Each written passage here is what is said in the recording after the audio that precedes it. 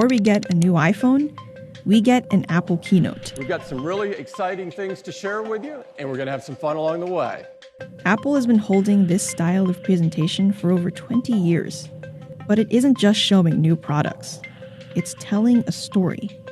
Over the years, the presentation has gotten flashier, but the story hasn't changed. The keynotes always open with a video, which conveys a theme or idea that the keynote echoes.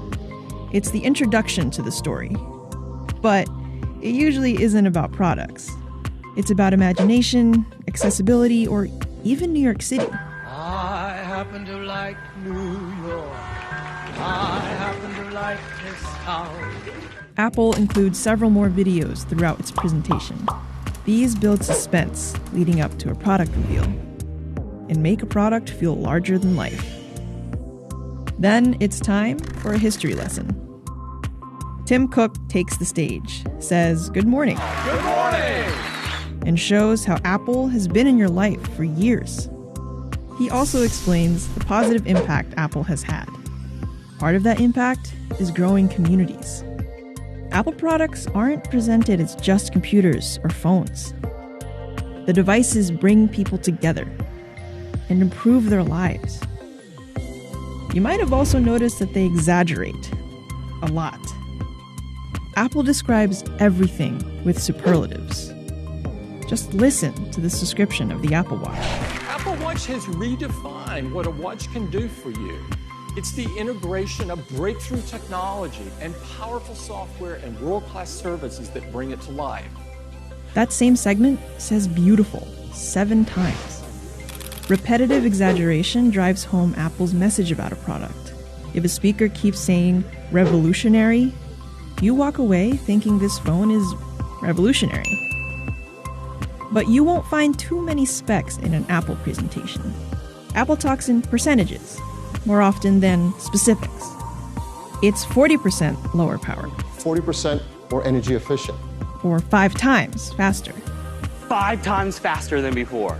You just need to know that this new version is better than the old one. The iPhone XS Max. Apple doesn't spend time talking about RAM or milliamps. It prefers fancy marketing terms, like Retina or 3D Touch. Then it improves on its own terms. Plus to Max. Retina to Super Retina. But it still manages to keep the message clear and simple, often using a single phrase per slide.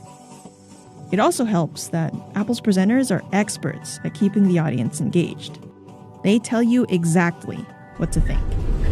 Well, you are going to be blown away with the pictures you can take with the iPhone XS's camera. We think you're going to love everything about the new displays on Series 4. We all love the cameras in our iPhone. And they talk in a conversational tone. Wasn't that a fun video? It feels like a small presentation you were invited to, not a live stream that millions are watching. Apple's keynotes started a trend that many other tech companies have followed. But companies like Google and Samsung aren't nearly as effective as Apple. Compare the introduction of the Galaxy Note 10 to the iPhone XS. The Note 10 is built for a new generation. It's a generation that's reshaping everything about how we work and how we live. These days, we're catching up on work email 1 minute and gaming with friends the next. The line between work and play has pretty much disappeared. And that means we need technology that can seamlessly flow between the two. I am so excited to tell you all about iPhone XS. It is made of a surgical-grade stainless steel. It has a gorgeous new gold finish on the front and on the glass. It is the most beautiful iPhone we have ever made. Apple is specific. It shows instead of just telling. And you're made to believe this is the most beautiful iPhone ever because of Phil Schiller's delivery. Samsung tries to be everything at once, and the message gets lost. But Apple is able to tell a cohesive story that keeps you engaged. Layering these techniques creates a presentation that feels important. Nothing may be new, but it all feels groundbreaking. It uses intelligent software to make the most stunning portraits. This was only previously possible with pro-level equipment. He's just talking about the iPhone's camera. Nothing specific or new. Apple uses bold statements to reinforce its importance. Now, the MacBook Air set the bar for great battery life in a thin and light computer, and the new MacBook Air is no exception. What the team has done is truly, truly breakthrough. It's called the A12 Bionic.